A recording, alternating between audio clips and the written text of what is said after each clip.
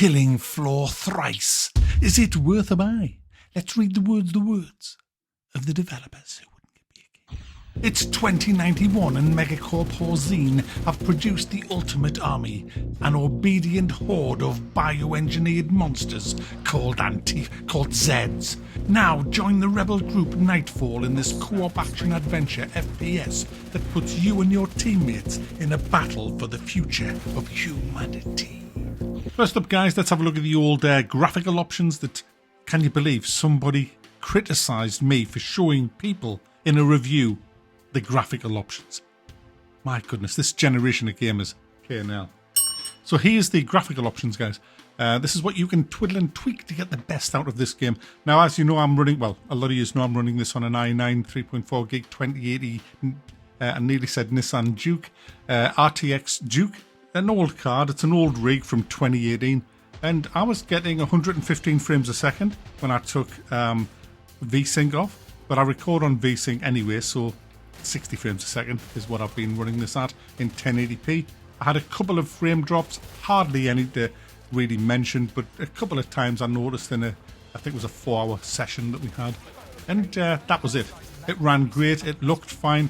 We did a few experiments with the three of us that were playing this. There was me on my 2080, there was a 3080 Ti and a 4090. I think it's a 4090. Yeah, that's something like that. It's a top-end card. And we came to the conclusion that if you take off lumen and the reflections, you get a massive boost in FPS. So that's something to notice. If you do buy the game and you want to boost your FPS, take off lumen and it will significantly boost your frame rate. But I had no problem running it and it looked really nice. It really does look nice. So here we are again, guys, 2025 with a AA game, and my 2080 is sufficing. It's an amazing statement to how good my rig is from 2018. So what's the game like? Well, it's getting panned on Steam. It's mixed with 55% positive, which really means that it's shite. I kind of thought it was going to be shite as well when I wasn't even keen on reviewing it because, yeah, it just looked shite. I'd heard that in the testing, I never got into the testing. I heard it was shite in there. So I had very low expectations of this game. So obviously I'll be giving this a right old thumb up, guys, because it's a good game. I'm enjoying myself playing it. Played it last night, like I say, for 4 hours and had a blast. I was playing as the commando class. There's the different classes on your screen. There's a commando, there's like a pyro guy, there's a medic, there's a ninja. You have a ninja guy, there's an engineer. I can't remember the other class. I haven't played them all. Sharpshooter, it is. You get only about 4 or 5 weapons per class. Bit disappointing on the weaponry side of things, but it is what it is. What are the weapons like?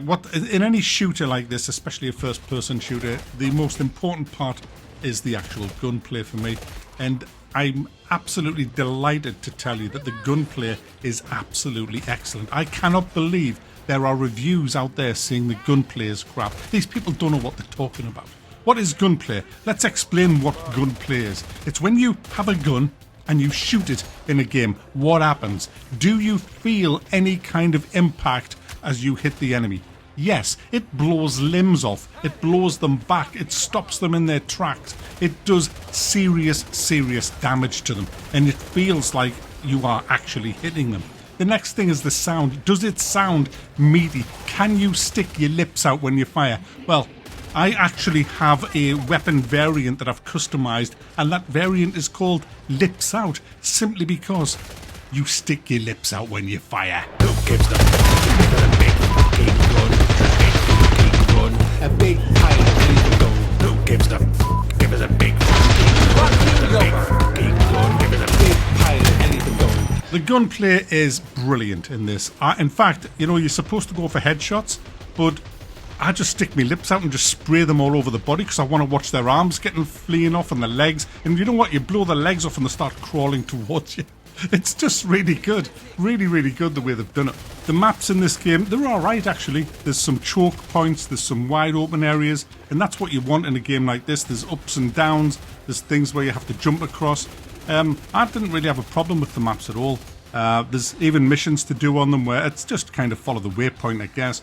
But you'll have missions on certain maps to go and complete, and you'll get a few more XP for doing that. There's lots and lots of ways to progress in this game.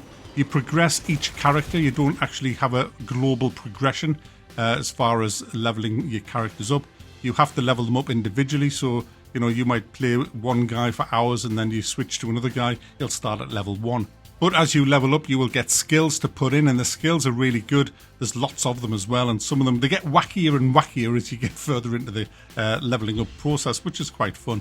You can also craft mods for your weapons, and you can level up the mods as well. When you're in the maps, shooting security cameras, anything that's built by the state, just blow the shit out of it and you will get the scrap off that. You use that scrap to level up your mods that you put in. So if you have, say, like a new magazine, a barrel, I put a drum magazine on my LMG. If I keep leveling that up, it'll hold more and more bullets. But there's a downside to it as well, where it might increase the amount of bullets you can carry. It might decrease your accuracy or your recoil, increase your recoil. But again, leveling it all up brings all these numbers down, which is good. It has a cash shop, which is just unacceptable for me with microtransactions. I think I've always said that, you know, in a game, you should either go free to play and rely on microtransactions or sell the game. These people do both, and I think it's fucking shite. I really do. They shouldn't be doing it, and I don't think people should buy the microtransactions. It ruins games. It's just hiding shit behind a paywall, and I didn't like it in Helldivers, and I don't like it in this. So as the game goes, it's a generic shooter. There's nothing to it, really. You just dive in with up to 6 people. You can solo it as well if you've got a death wish. It's really hard solo. But playing with people is the way to play it. Absolutely the way to play it. It's way more fun with people. I've only played it with 3. Hopefully tonight, when I play it again, we'll try and get 6 in, and we'll see what it's like with a full complement. It's been very stable. I haven't had any crashes. We had one crash. One guy had a crash on it, and that was it. And the netcode's been stable. There's been no lag, really. It's just been fine. It just works, really. Now, the enemies that you fight, there's a few different types. Not a massive amount of Zeds that you're fighting, but there's a few different ones. Some of them are really nasty that take a hell of a lot of killing. They're like mini bosses. And then you've got your big bosses, and it's all random which one you're going to get at the end of your level. There's 5 levels to each map, and at the end you'll face off against the boss. You can then go into another map straight away, or you can head back to base for tea and medals and do a bit of modding and expanding of your progression. So it's a fun game. It's just fun. It's not going to win any awards. It's not the best game in the world, but what it does very well. It gives you a gun that feels brilliant, has excellent gunplay, and tons of enemies to blow the shit out of. It's a fun game. I'm thumbing it up.